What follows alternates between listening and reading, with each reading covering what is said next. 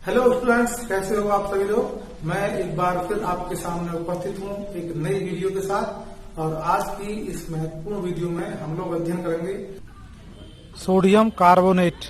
इसका निर्माण किस प्रकार किया जाता है, इसके भौतिक गुण क्या होते हैं, रासायनिक गुण क्या होते हैं और अपने दैनिक जीवन में हम इस्तेमाल कहाँ कहाँ करते हैं। इन सभी बिंदुओं का अध्ययन करेंगे हम आज की वीडियो में। तो चलिए शुरू करते हैं बिना देर किए इस वीडियो को।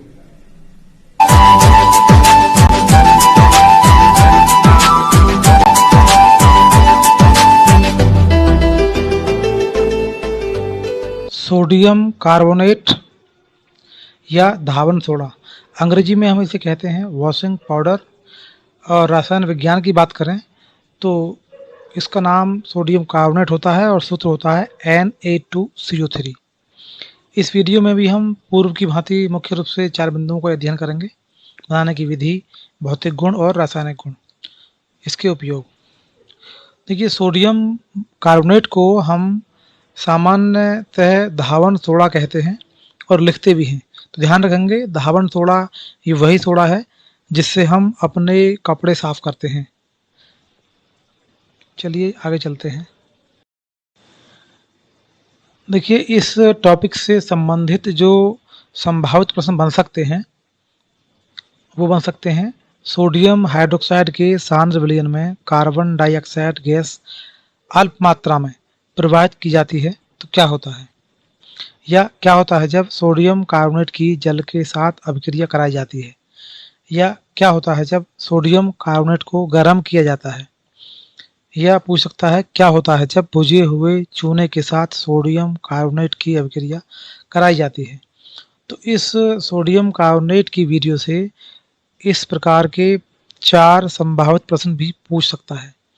जरूरी नहीं है कि परंपरा के अनुसार वो ये पूछे कि सोडियम कार्बोनेट किस प्रकार बनाया जाता है, इसके भौतिक गुण क्या है या उपयोग क्या है। हालांकि बनाने की विधि, गुण, उपयोग भी पूछता है, लेकिन इनसे हटकर के क्या होता है जब में इस प्रकार के प्रश्न भी पूछ सकता है। तो ये ध्यान रखिए, अधिकांश प्रश्न इसके रासायनिक गुणों से ही आपको मिलेंगे। जो पहला प्रश्न है इसको आप देख लीजिए। ये वास्तव में सोडियम कार्बोनेट बनाने की विधि है, यानी हम सोडियम कार्बोनेट जब बनाते हैं तब हमको यही प्रक्रिया करनी होती है, यानी हम सोडियम हाइड्रोक्साइड के सांद्र विलयन में कार्बन डाइऑक्साइड गैस की अल्प मात्रा प्रवाहित करते हैं।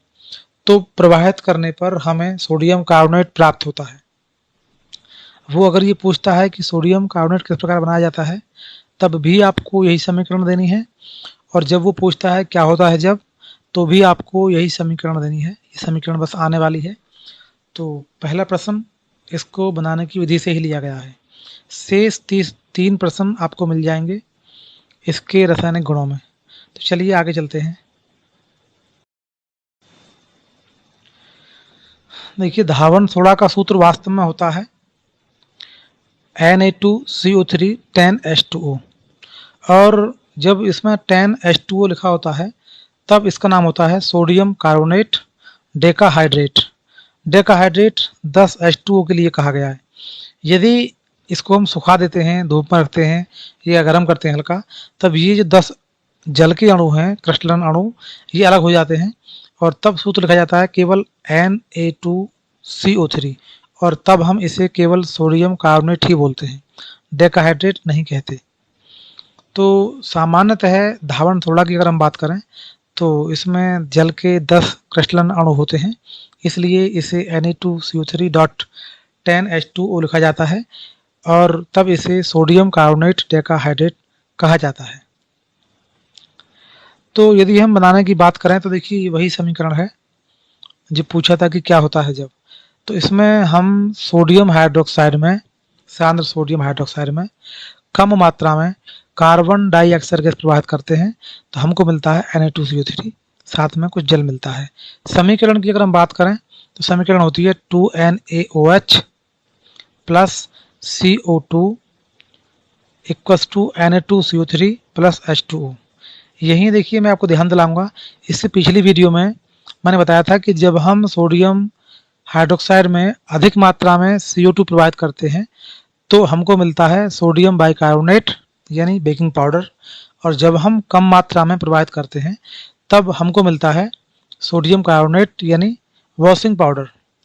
तो पिछले समीकरण में यहाँ 2 लगा हुआ था, CO2 के आगे 2 लगा हुआ था, वहाँ पर NaOH और CO2 की मात्रा बराबर थी, दोनों के आगे 2 था, लेकिन यहाँ CO2 के आगे 2 लगा हुआ नहीं है, यानी CO2 की मात्रा NaOH की अपेक्षा आधी है। आपको मैं दिखा रहा हूँ वो समीकरण भी जो पिछली वीडियो में मैंने आपके लिए पढ़ाया था। ये देखिए कार्बोनेट यानी बेकिंग पाउडर बनाने की है, और देखिए जो लिखा हुआ नीचे समीकरण, इसमें लिखा हुआ है 2NaOH प्लस 2CO2, यानी यहाँ CO2 की मात्रा 2 गुनी है। तो जब हम अधिक मात्रा में, मैंने रेड से लिखा भी है, अधिक मात्रा में CO2 प्रवाहित करते हैं तब हमको मिलता है सोडियम बाइकार्बोनेट, और जब हम अल्प मात्रा में प्रवाहित करते हैं तब हमको मिलता है सोडियम कार्बोनेट। ये देखिए यहाँ CO2 कम मात्रा में है तो यहाँ हमको मिलता है सोडियम कार्बोनेट। तो ये है सोडियम कार्बोनेट यानी धावन सोडा को बनाने की विधि। यदि हम इसके भौतिक गुणों की बात करें तो धावन सोडा एक गंधहीन सफ़ेद क्रिस्टलीय पदार्थ होता है जिसके एक अणु में 10 क्रिस्टलन अणु होते हैं। यह जल में विलय होकर पर्याप्त मात्रा में ऊष्मा देता है। इसे शुष्क वायु में रखने पर ये जो 10 अणु हैं जल के क्रिस्टलन अणु वो निकल जाते हैं। गर्म करने पर भी ऐसा होता है, तब ये केवल Na2CO3 रह जाता है। चलिए बात कर लेते हैं धावन सोडा के रासायनिक गुणों की। देखिए रासायनिक गुणों की अगर हम बात करें तो नंबर 1, देखिए नंबर ये गलत डाल दिए मैंने टाइपिंग में, ये नंबर 1 होगा, यहाँ 2 या 3 और ये कुल मिलाकर नंबर जहाँ 5 है वहाँ 6 नंबर होगा, एक नंबर छूट गया इसलिए। तो नंबर 1 है ऊष्मा का प्रभाव। ये मैंने संभावित प्रश्न में भी लिखा था कि क्या होता है जब सोडियम कार्बोनेट को गर्म किया जाता है। तो देखिए सोडियम कार्बोनेट को गर्म करने से जो इसके 10 अणु हैं क्रिस्टलन, ये अलग हो जाते हैं, यानी Na2CO3.10H2O जब गर्म किया जाता है तो हमको Na2CO3 प्लस 10H2O मिलता है, यानी इसमें से 10 जल के क्रिस्टलन अणु अलग हो जाते हैं। इसे हम बोलते हैं निर्जल सोडियम कार्बोनेट। नंबर 2 है कार्बन डाइऑक्साइड गैस से क्रिया। यदि हम सोडियम कार्बोनेट के जलीय विलयन में CO2 गैस प्रवाहित करते हैं तो हमको मिलता है सोडियम बाइकार्बोनेट या धावन सोडा, यानी हम सोडियम कार्बोनेट से सोडियम बाइकार्बोनेट बना सकते हैं, यानी हम वॉशिंग पाउडर से बेकिंग पाउडर बना सकते हैं इसके जलीय विलयन में CO2 गैस प्रवाहित करके। समीकरण होती है संतुलित होकर के Na2CO3 plus H2O plus CO2 equals to NaHCO3। मैं कोशिश करता हूँ इसको थोड़ा जूम करने का, अभी यहाँ गुंजाइश है, थोड़ा सा जूम हो सकता है, इस पेज को मैं थोड़ा जूम करता हूँ, आप थोड़ा सा और साफ देख पाएंगे। देखिए अब ये थोड़ा सा जूम हो चुका है, तो हो सकता है कि आपको कुछ साफ दिख रहा हो, पहले की अपेक्षा जितनी गुंजाइश थी इतना जूम हो चुका है पेज। नंबर 3 है जल से क्रिया। ये भी मैंने एक संभावित प्रश्न दिया था कि क्या होता है जब सोडियम कार्बोनेट की जल से अभिक्रिया कराई जाती है। तो इससे हमें सोडियम हाइड्रोक्साइड यानी कास्टिक सोडा और कार्बोनिक अम्ल यानी H2CO3 प्राप्त होता है। समीकरण होती है Na2CO3 प्लस H2O, हमको मिलता है 2NaOH प्लस H2CO3, यानी कास्टिक सोडा और कार्बोनिक अम्ल हमें प्राप्त होता है। नंबर 4 अगर हम बात करें तो आता है अम्लों से अभिक्रिया। हम किसी भी अम्ल से अभिक्रिया कराते हैं सोडियम कार्बोनेट की तो हमें मिलता है लवण, पानी और CO2 गैस। ये लवण निर्भर करता है अम्ल पर। यदि हम सल्फ्यूरिक अम्ल लेंगे तो सल्फेट लवण मिलेगा, यदि हम लेंगे HCl तो हमको मिलेगा क्लोराइड लवण, यदि हम लेंगे नाइट्रिक अम्ल तो हमको मिलेगा नाइट्रेट लवण। ऐसी ही एक अभिक्रिया मैंने आपको पिछली वीडियो में पढ़ाई थी जब हम सोडियम बाइकार्बोनेट का अध्ययन कर रहे थे।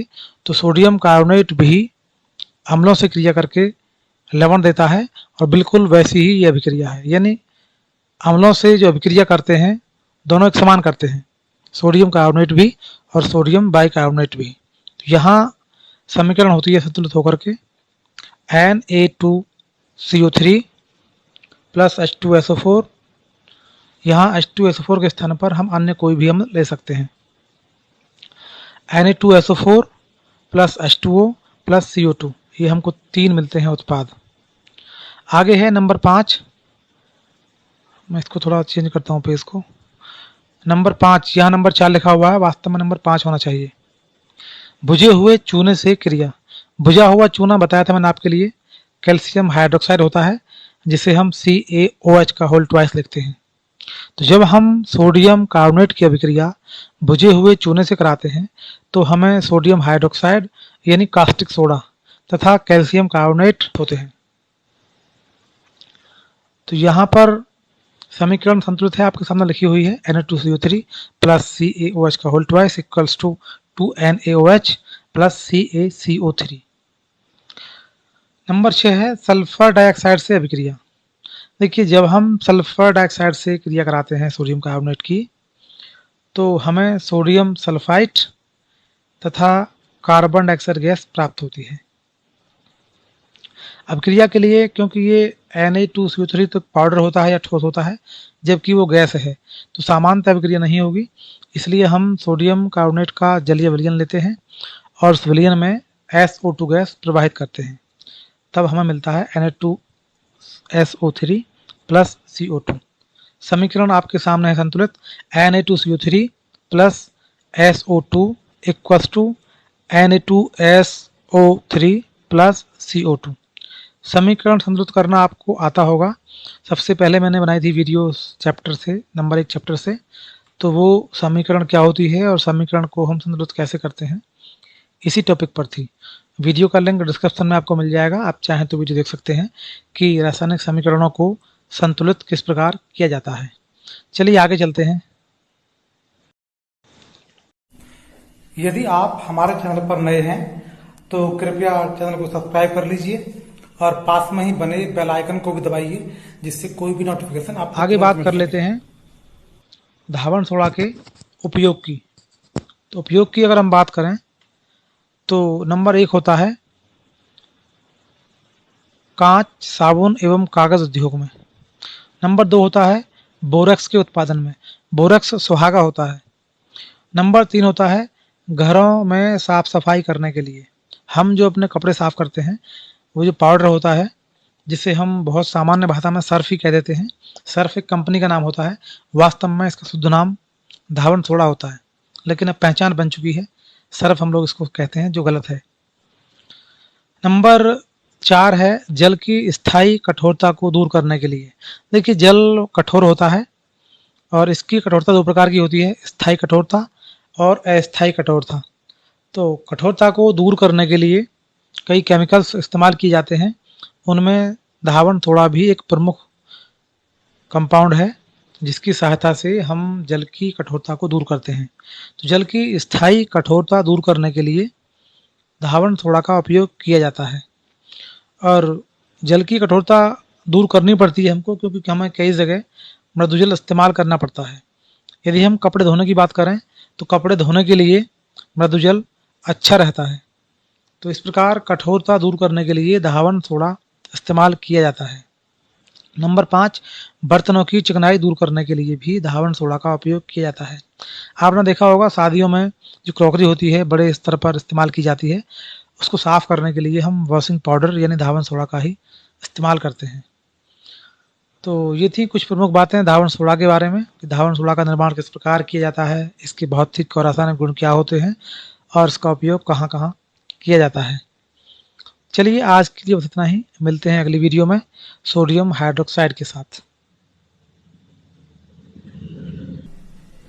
छात्रों, यदि ये वीडियो आपको अच्छी लगी हो तो वीडियो को लाइक कीजिए, शेयर कीजिए, और यदि आप नए हैं तो हमारे चैनल को सब्सक्राइब कर लीजिए, ताकि इसी प्रकार की महत्वपूर्ण वीडियो लगातार आपको मिलती रहे।